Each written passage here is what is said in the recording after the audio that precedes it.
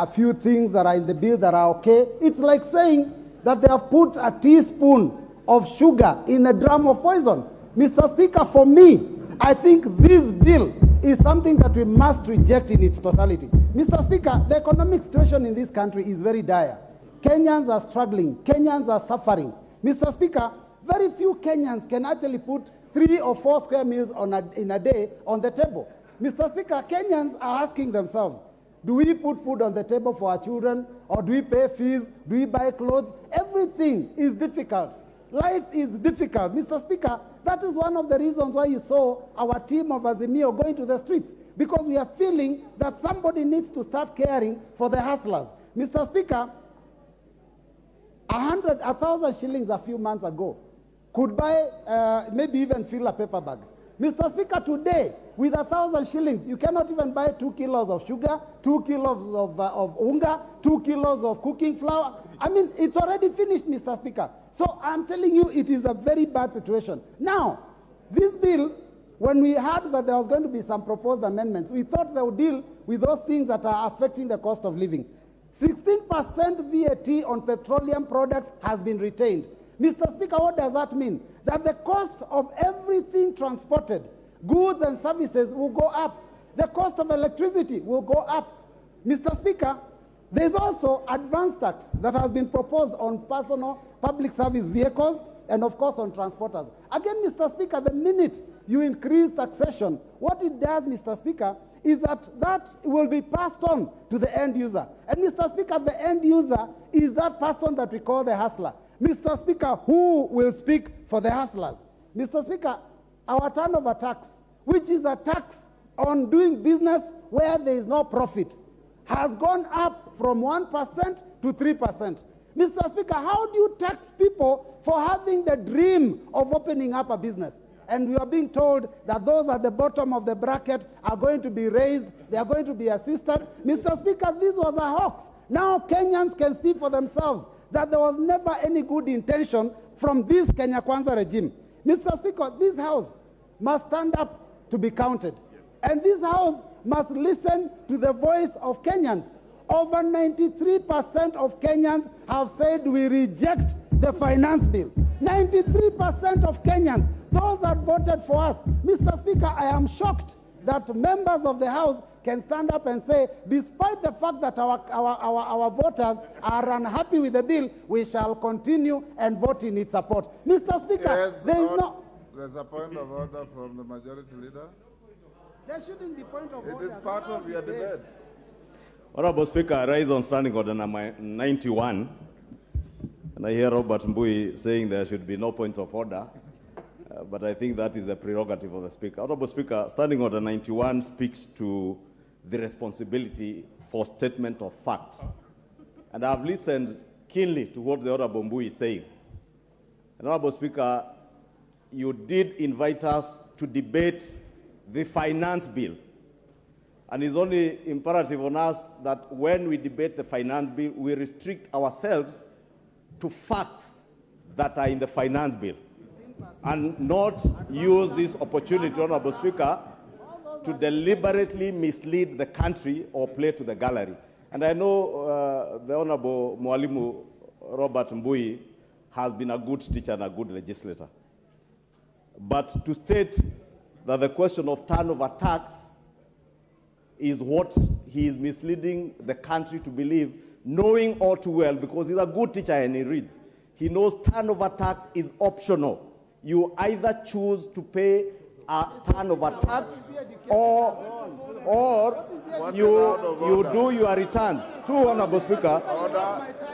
What is out of order, Majority Leader? Honorable Speaker, what I found to be completely out of order. Order. What is out of order? Honorable Speaker, what I found to be complete out of order is the misleading statements that are not based on fact, that the Honorable Robert Mbui is advancing, and he should base his facts on what is in the bill. Order. Order, honorable members. Robert Mbui, proceed.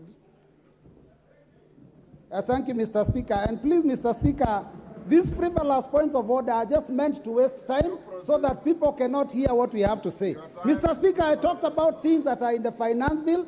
Even the 3% turnover tax is in the finance bill, Mr. Speaker. And I said this, when will this House stand up to be counted? We are being controlled like puppets by the executive, Mr. Speaker. The executive stands and says they are going to watch how we vote. I don't know what will happen to us. Mr. Speaker, members of this House must ensure that the independence and the power of this House is respected so that we don't be taken for a ride. Mr. Speaker, the division of Kenyans by this executive has gone on for a very long time. They started with the issue of hustlers versus dynasties. They talked about companies which I've had alluded to here, and shareholders and non-shareholders.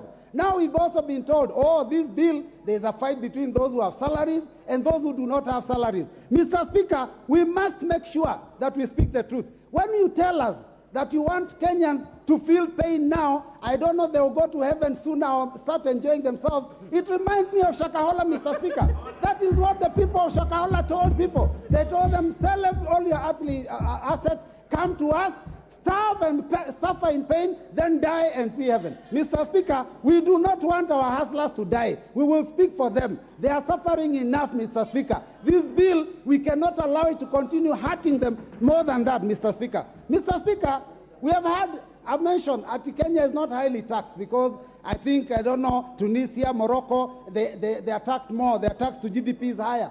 How do you compare Kenya with some of those countries? The average salary in Tunisia is 176,000 a month. Average salary in South Africa is 187,000 a month. Average salary in Morocco is 263,000 shillings a month. The average salary of a Kenyan is 22,000 shillings. How do you compare light and day? Mr. Speaker, let us talk the truth. Mr. Speaker, you know, when I listened to this team when they were speaking during the Kenya Kwanza team during the campaigns, they talked about raising the hustlers. In this finance bill, there is a proposal to tax welfare groups. Welfare groups are those chamas of our women when they put money together, Mr. Speaker, so that they can do table banking. 1,000 shillings each, they put it together, then it is taken by one. Now this team wants to tax that money, take money that these women have worked hard for, the hustler women of this country, the mamamboga, the boda. Can you people be fair to Kenyans? Members, let us stand up and oppose this bill, all of us. The voters are watching. The voters are watching. And I can tell you, those people that you are respecting so much, when you lose the next election, they will not pick your calls. And by that time, even these positions of cabinet, I don't know, CASs, we will have fought them, we will have removed them. They will no longer be there. So members, please, let us vote. Order. Order, honorable members. In any civilized parliament, when you approve of what your colleague is saying, you thumb your feet. You thumb your feet. The way the minority leader is demonstrating. For those honorable colleagues who are here for the first time, this is not a rally. This is a parliament. So thumb your feet in approval and keep your silence in your disapproval. Mohamed Ali Jijopevu.